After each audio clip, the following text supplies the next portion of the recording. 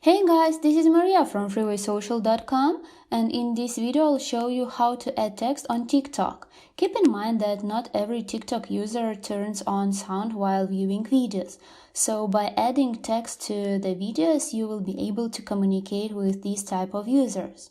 Follow these steps and you will figure out how you can do it. Press on the plus icon at the bottom of your screen. Record a video or upload it from your camera roll, as I am doing now. Tap Next. One more time Next. Now press on the text icon at the bottom and start typing in your text. Keep in mind that you can change your text color and font. Place your text where you want and hit the arrow button. Now write your video description, insert hashtags or even tag your friends and post your video.